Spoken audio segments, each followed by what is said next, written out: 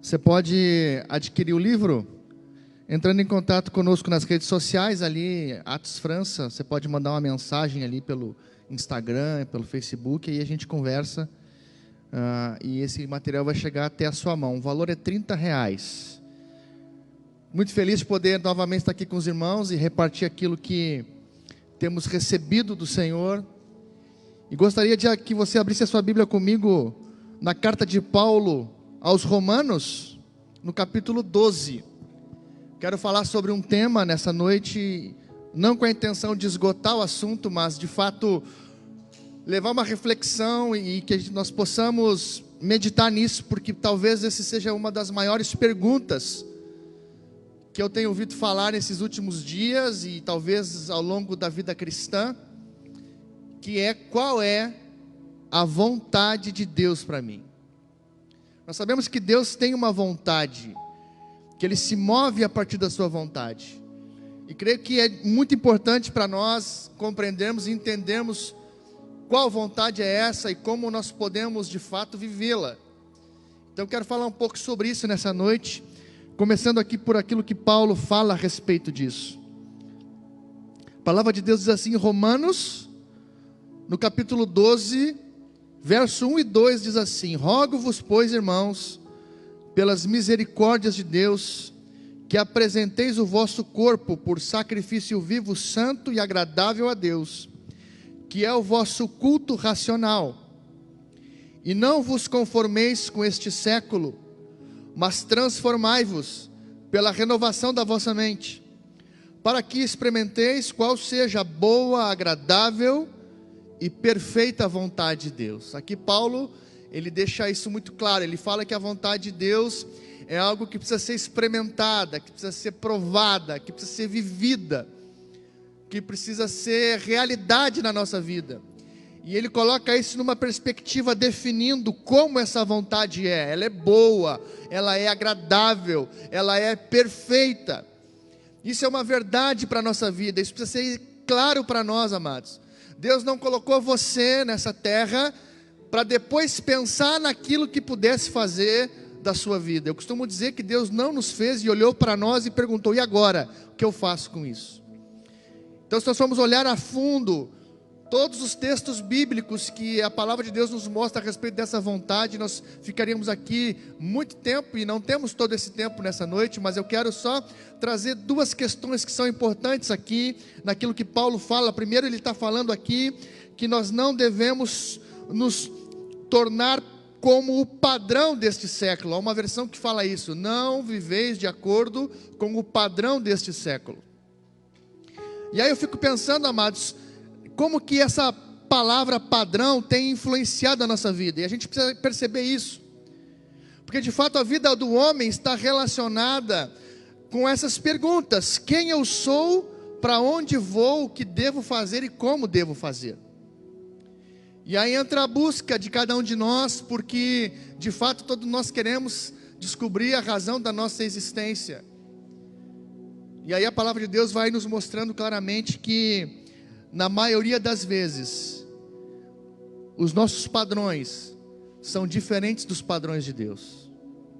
As nossas posturas, muitas vezes, são fundamentadas em padrões que não estão de acordo com os padrões que Deus estabeleceu. E para isso, nós precisamos também olhar para que padrões são esses. E eu gostaria que você abrisse comigo em Provérbios, no capítulo 16.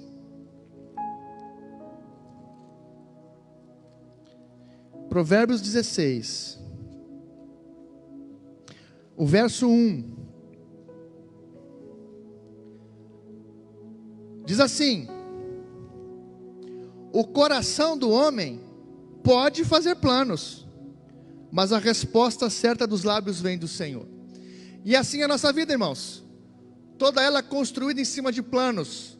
Nós planejamos a faculdade que queremos, planejamos o tipo de família que queremos, planejamos a profissão que queremos, planejamos as nossas viagens, sejam elas a trabalho, sejam elas de férias.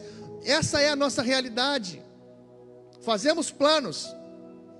E muitas vezes nós fazemos esses planos e apresentamos os nossos planos diante de Deus e dizemos: Deus, abençoa os meus planos. Eu tenho planos bons, eu tenho planos honestos, eu tenho planos de acordo com a verdade. E não há nada de errado com isso. O texto diz: o coração do homem pode fazer planos. A questão muitas vezes é que esses planos, eles estão de acordo com o nosso coração, mas eles estão desconectados do entendimento da vontade de Deus. E aí o texto diz assim: olha, o coração do homem pode fazer planos, mas a resposta certa dos lábios vem do Senhor. E nós nos focamos sempre na parte A do texto: o coração do homem pode fazer planos. Mas nos esquecemos que a palavra de Deus diz que existe uma resposta certa, e esta resposta certa vem do Senhor. E muitas vezes nós nos frustramos, muitas vezes nós até mesmo questionamos a Deus: por que os planos não dão certo, por que as coisas não funcionam, por que não acessamos a sua vontade para nós, já que nós vimos que ela é boa, agradável e perfeita, por que eu vivo nesse tempo de angústia, de aflição? E queremos uma resposta de Deus, amado. E o texto diz que a resposta certa vem do Senhor. Então aqui eu quero que você pare e pense um pouco na qualidade das perguntas que você tem formulado. Porque de fato, se você não consegue compreender a resposta certa, não é porque de alguma forma você tem formulado mal as suas perguntas. Porque a grande verdade é que nós queremos trazer Deus para dentro do nosso entendimento limitado, para dentro dos nossos planos limitados. E eu tenho aprendido, amados, que se a resposta certa vem do Senhor, para que eu tenha acesso a essas respostas, o que eu preciso é fazer as perguntas certas. E esse é o ponto que eu quero falar nessa noite. Porque para que eu consiga conhecer e saber qual a pergunta que eu tenho que fazer, para acessar esse lugar de descobrir e experimentar a vontade de Deus para mim, não há outro caminho senão compreender que a natureza de Deus é diferente, e que Deus se move de uma forma diferente.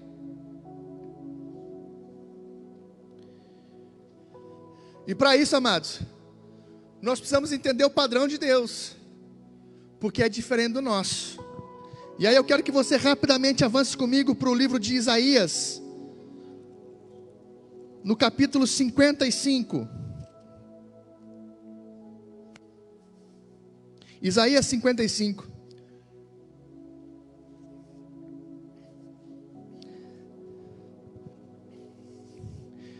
Estamos falando sobre a vontade de Deus, como conhecê-la, como experimentá-la. E Isaías fala assim no capítulo 55, a partir do verso 8. É Deus que está falando: porque os meus pensamentos não são os vossos pensamentos, nem os vossos caminhos os meus caminhos, diz o Senhor. Porque assim como os céus são mais altos que a terra, assim os meus caminhos são mais altos do que os vossos caminhos, e os meus pensamentos mais altos que os vossos pensamentos. Aleluia. Aqui Deus está falando, amado, que tem um outro tipo de padrão para nós, que o seu padrão é diferente, que a sua estrutura é diferente, e que Ele sempre vai responder a partir de si mesmo, a partir desta realidade, a partir deste lugar. E Ele começa dizendo: olha, os meus pensamentos são mais altos que os vossos pensamentos. E o pensamento, amado, é a base da relação. O pensamento é a base da estruturação da vontade. O pensamento é aquilo que molda, de fato, a nossa consciência de identidade e propósito. É o nosso pensamento formado, formatado, construído, que vai nos levar a compreender e viver plenamente a vontade que Deus tem para nós. É a partir desse lugar, e Deus diz assim: olha, eu penso diferente de vocês. Então, se muitas vezes nós não acessamos a vontade, nós não encontramos a resposta certa, a razão é porque nós estamos fazendo uma pergunta a partir de um pensamento humano, carnal e limitado. E aí Deus responde de acordo com a sua natureza eterna e infinita. E nós não entendemos, porque nós ainda estamos querendo enquadrar Deus dentro do nosso mundo. dentro das nossas experiências de vida, dentro das nossas faculdades. Isso não vai funcionar. O texto diz: olha, os meus pensamentos são diferentes dos vossos, e os meus caminhos também são diferentes. Meus irmãos, não existe nada que nós possamos apresentar diante de Deus como caminho, como pensamento, como planejamento de vida, que seja bom o suficiente para que Deus mude de ideia a partir da sua vontade para nós e troque pela nossa vontade para nós. Porque a sua vontade é infinitamente superior à nossa. Entenda isso nessa noite. Entenda isso. Muitas vezes nos frustramos, exatamente porque não conseguimos compreender que o que Deus tem para nós está relacionado a outras áreas, num plano muito mais alto. E Ele fala isso, olha, é mais alto. Da mesma forma que os céus são mais altos que a terra. Ele está falando de duas naturezas. De uma natureza carnal, terrena e limitada, que é a natureza humana, e uma natureza eterna e celestial, que é a sua própria natureza. E ele diz assim: eu penso de acordo com a minha natureza, e de acordo com a minha natureza eu tenho um caminho para a tua vida. O nosso desafio agora é entender, amados, que quanto mais alto nós estamos nesse entendimento, compreendendo que os pensamentos de Deus são mais altos, mais ampla será a nossa percepção, a nossa visão. Isso é fato. Quanto mais alto você sobe num edifício, num prédio, mais longe você enxerga. Então essa altura, esse lugar mais alto, está falando de uma visão mais ampla. Quanto mais alto você está, menos esforço você faz para se deslocar. Como assim? Você tem o exemplo da águia. A águia é o maior pássaro, ave de rapina, que voa, e voa nas maiores alturas, e chega em um determinado lugar que ela não faz mais força, que ela não bate mais as suas asas, mas que ela é conduzida, ela é levada pelas correntes de água. Então quanto mais alto você está, menor é o esforço que você faz para você se deslocar. Quanto mais você cresce no entendimento e no lugar dos pensamentos de Deus, menos força você faz para alcançar os lugares que Deus tem para a tua vida. É isso que o texto está nos dizendo. São pensamentos ligados com a eternidade, e que não estão limitados à nossa limitação humana. Sabe, amados, Deus é capaz de olhar para homens limitados, homens que têm diversos tipos de problemas do ponto de vista humano, e mesmo assim despejar e derramar dos seus pensamentos e dos seus caminhos, para usar essas pessoas de forma extraordinária. E aí nós temos vários exemplos na palavra de Deus. E Jesus mesmo escolheu alguns para andar consigo mesmo, homens que não tinham conhecimento de letra, homens que eram considerados rudes, e que porque o Senhor conseguiu compartilhar os seus pensamentos, esses homens transformaram a história. Então nós precisamos compreender a diferença essencial de natureza, para que possamos ter acesso a esse lugar na vontade de Deus. Porque nós vimos lá que Paulo diz assim, olha, a vontade de Deus é boa, é agradável e é perfeita. Esta é uma definição e nada pode mudar isto. Então o Senhor não tem uma vontade para a tua vida meia boca. O Senhor não tem uma vontade para a tua vida imperfeita, cheia de deformidades. O Senhor não tem uma vontade para a tua vida desagradável. Deus não te criou para que você passe trabalho na vida. Ainda que se você passar trabalho, compreendendo que isso faz parte da vontade de Deus, isso não vai ser trabalho. Paulo estava dentro de um navio afundando, indo a fundo, e ele dizendo, eu estou na vontade de Deus para mim, ninguém vai morrer, fiquem juntos comigo.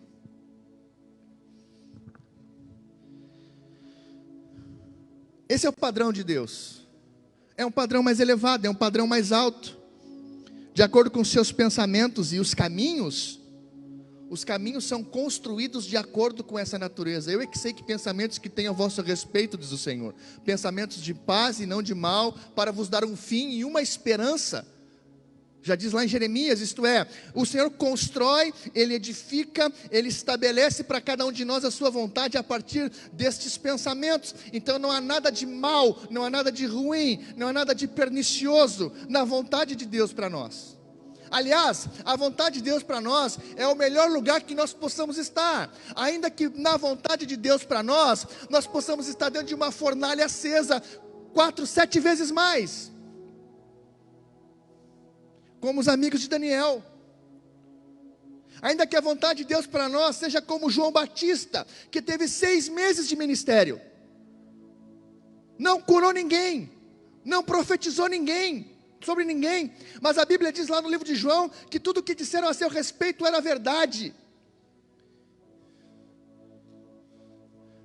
A Bíblia diz que ele era aquele que veio para abrir as portas para o Messias, a voz que clama no deserto. Amém. Agora nós precisamos entender, amados, que se a natureza da vontade de Deus para nós é espiritual, eterna, e a nossa natureza não, nós precisamos passar por uma transformação. E não é o Senhor que vai vir até nós e modificar a sua vontade para adequá-la a nós. Porque se assim o fosse, Ele seria um Deus corruptível. Se assim o fosse, Ele seria um Deus cúmplice do nosso pecado.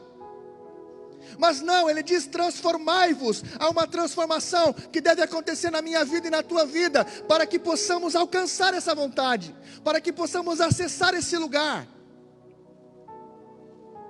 E é justamente o que Paulo fala: transformai-vos pela renovação do vosso entendimento. E essa palavra transformai-vos aqui, amado, ela é uma junção de palavras, em Romanos 12, 2, lá onde nós começamos.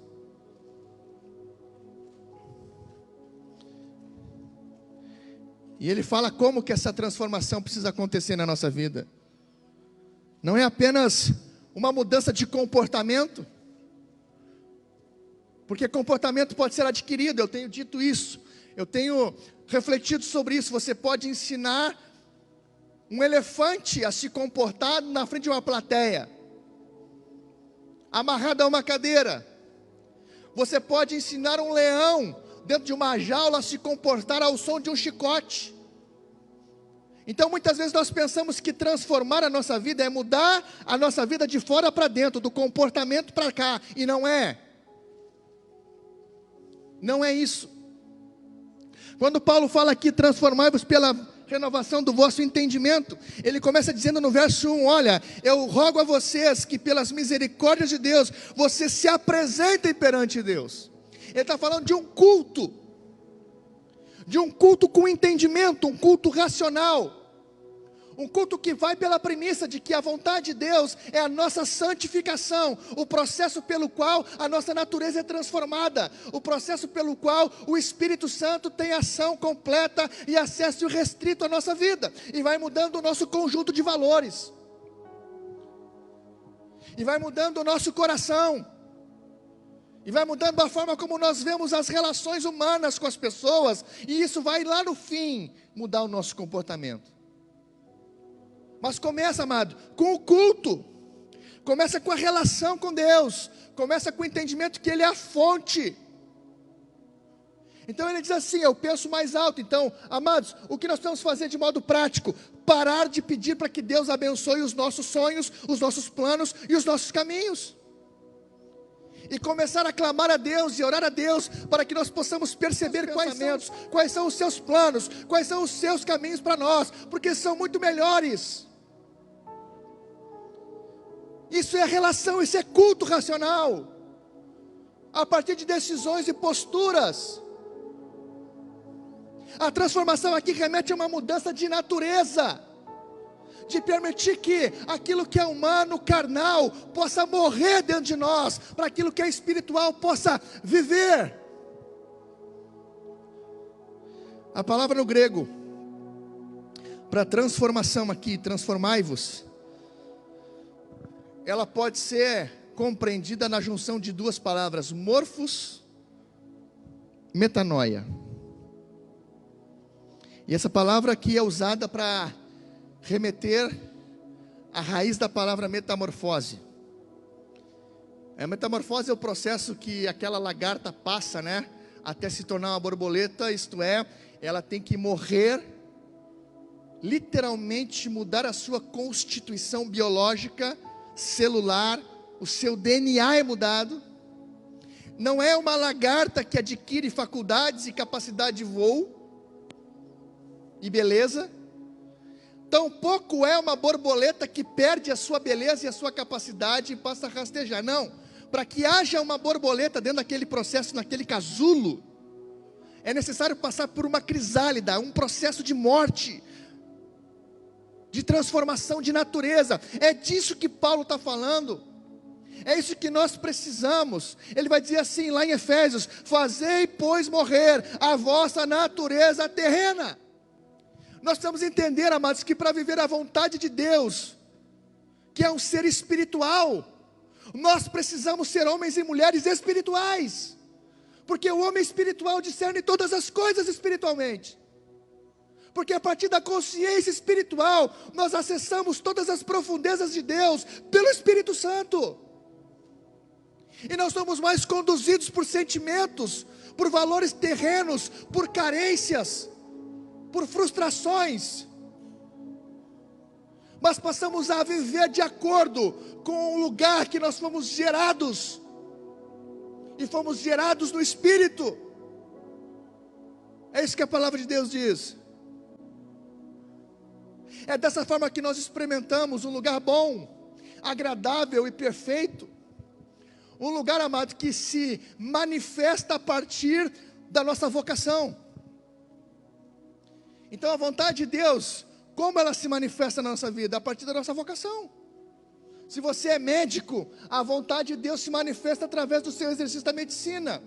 Se você é um advogado, ela vai se manifestar na tua vida através do exercício do direito. Se você é um pastor, um missionário, um ministro de louvor, ela vai se manifestar através da sua vocação. Porque isso é dado por Deus para que se expresse a sua vontade. Então aquilo que fazemos é o meio pelo qual o propósito de Deus se estabelece. A nossa vocação, preste atenção nisso, a nossa vocação é o meio pelo qual nós expressamos a vontade de Deus na sociedade. E isto cumpre com o propósito de Deus para a nossa vida. Porque o propósito é um só, o propósito é imutável. O propósito de Deus para o médico, para o advogado, para o carpinteiro, para o carteiro, para o profissional liberal, é o mesmo.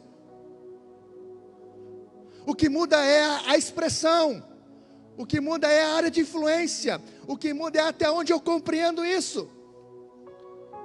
Agora o propósito é um só, meu irmão, preste atenção nisso.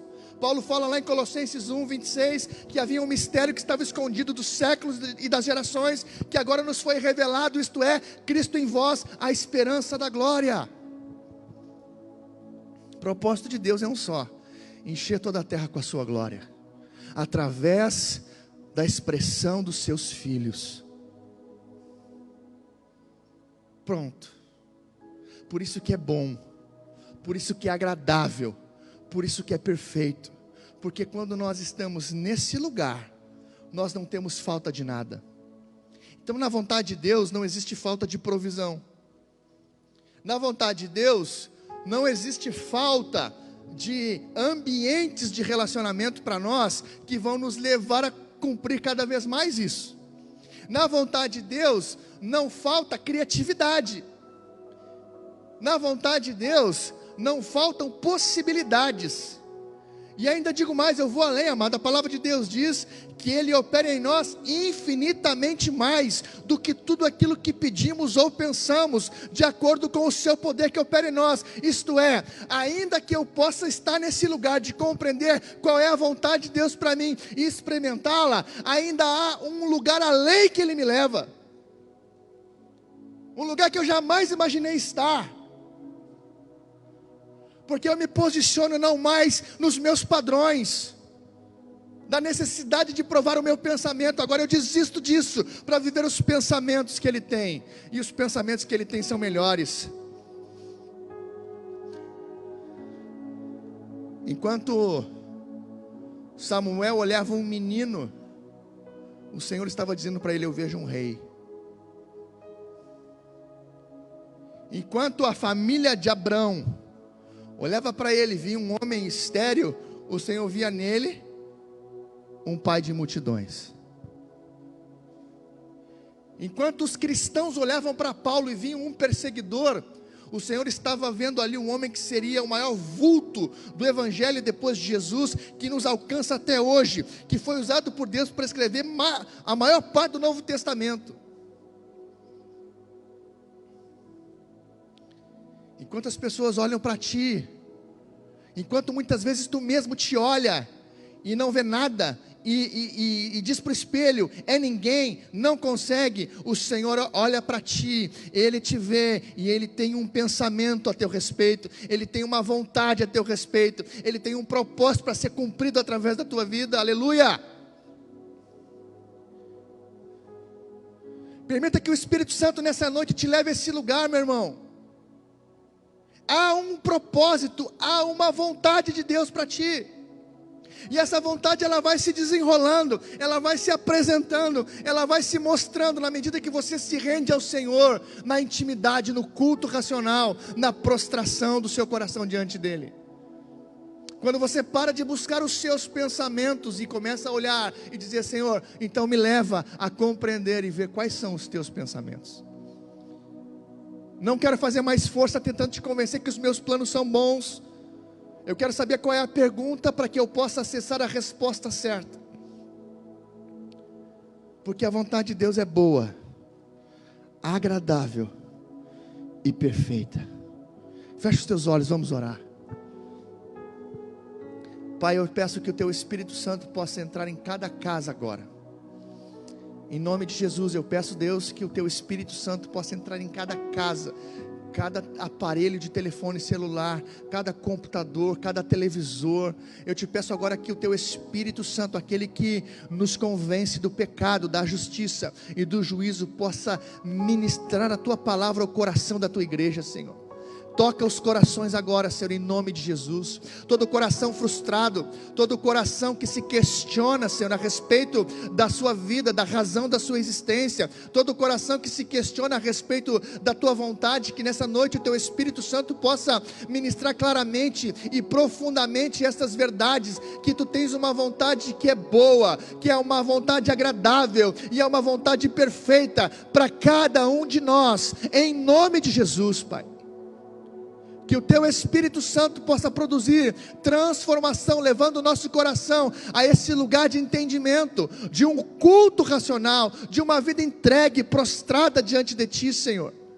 De uma vida que abre mão das suas coisas humanas para viver as coisas espirituais, em nome de Jesus. Que possamos viver de acordo com essa natureza e conhecer o Teu coração profundamente, Pai, em nome de Jesus. Eu oro para que toda barreira caia por terra, Senhor, que toda mentira, que todo sofisma caia por terra no coração de alguém que está pensando que o seu tempo passou, que a Tua vontade passou. Não passou. Alguém que está nos ouvindo agora que pensa isso, eu quero te dizer em nome de Jesus, a vontade de Deus para ti não passou. Tu não está fora do tempo, tu não perdeu o tempo, diz o Senhor. Tu não perdeu o tempo.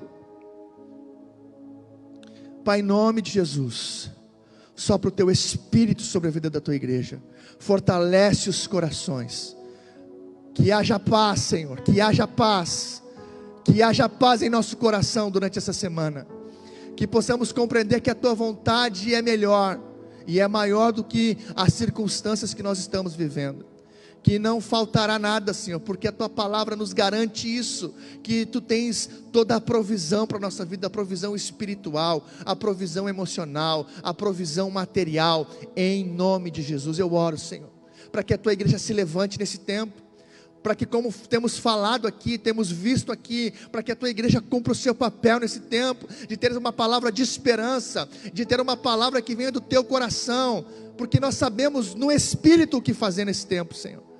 Em nome de Jesus, levanta a tua igreja, Pai, nessa tua vontade que é boa, que é agradável, que é perfeita, Pai, em nome de Jesus, em nome de Jesus, em nome de Jesus.